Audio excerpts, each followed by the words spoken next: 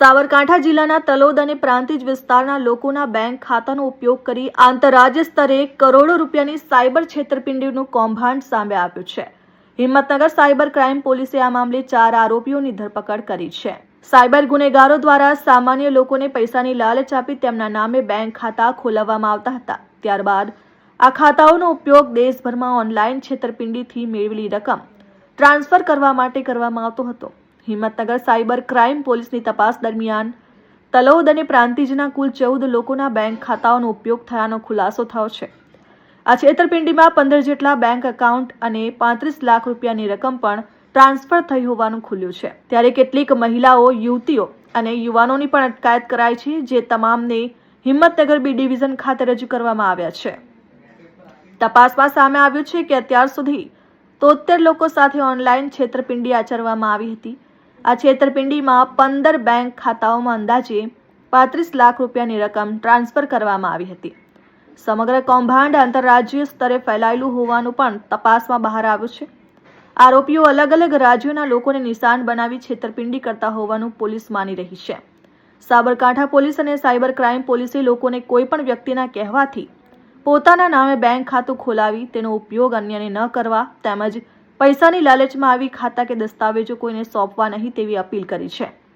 પોલીસે જણાવ્યું છે કે તપાસ હજુ ચાલુ છે અને આગામી સમયમાં વધુ મહત્વના ખુલાસા થવાની શક્યતા છે.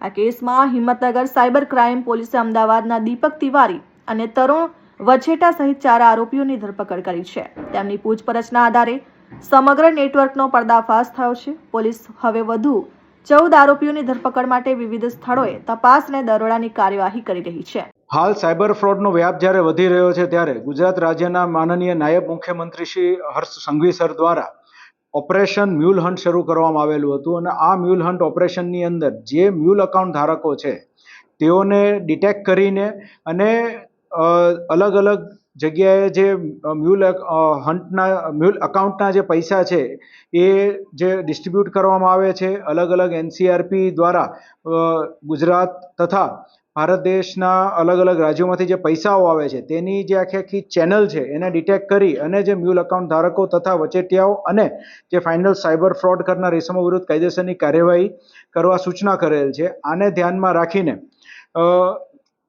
Cyber crime police station Himmatnagar દ્વારા PI ઝાલા અને PSI પ્રજાપતિ અને એમની ટીમ દ્વારા એક આખું ઓપરેશન હાથ ધરવામાં આવ્યું હતું, જેની અંદર અત્યાર સુધીમાં ટોટલ આવા 14 મ્યુલ અકાઉન્ટ ધારકો જે છે તે આઈડેન્ટિફાઈ કરવામાં આવ્યા છે, તેના વચેટિયાઓને આઈડેન્ટિફાઈ કરવામાં આવ્યા છે અને જે પૈસા જે છે એ રાજસ્થાનના અલગ અલગ જગ્યાએથી ઉપાડવામાં આવતા હતા તેને ધ્યાનમાં રાખી રાજસ્થાનના 2 ઇસમો છે તેના વિરુદ્ધ પણ કાયદેસરની કાર્યવાહી હાથ ધરવામાં આવેલી છે. આમ ટોટલ 20 આરોપીઓ વિરુદ્ધ કાયદેસરની કાર્યવાહી હાથ ધરવામાં આવેલી છે. આ તમામ મ્યુલ અકાઉન્ટ જે છે એમાં ટોટલ ટ્રાન્ઝેક્શન્સ આપણે જોઈએ સાયબર ફ્રોડના ટ્રાન્ઝેક્શન્સ તો 32 લાખ રૂપિયા આ 22 અલગ અલગ મ્યુલ અકાઉન્ટ જે 16 અલગ અલગ લોકોના છે તેની અંદર આવેલા છે અને એની અંદર જે સાયબર ફ્રોડની અરજીઓ છે એ 74 જેવી છે અને એ 74 અરજીઓમાં 5.5 કરોડથી વધારેના સાયબર ફ્રોડના ટ્રાન્ઝેક્શનો થયેલા છે. હાલ આ ગુનાની તપાસ જે છે એ cyber crime police station Himmatnagar દ્વારા હાથ ધરવામાં આવી છે અને ફ્યુચરમાં જે વચેટિયા ઉપરાંત જે લોકો આ મૂળ કોન્સ્પિરસી સાથે જોડાયેલા છે એ લોકો સુધી પણ પહોંચવા પૂરેપૂરા પ્રયત્નો કરવામાં આવશે અને તે લોકો વિરુદ્ધ પણ ધોરણસરની કાર્યવાહી હાથ ધરવામાં. Vimal Patel, RN news, Sabarkantha.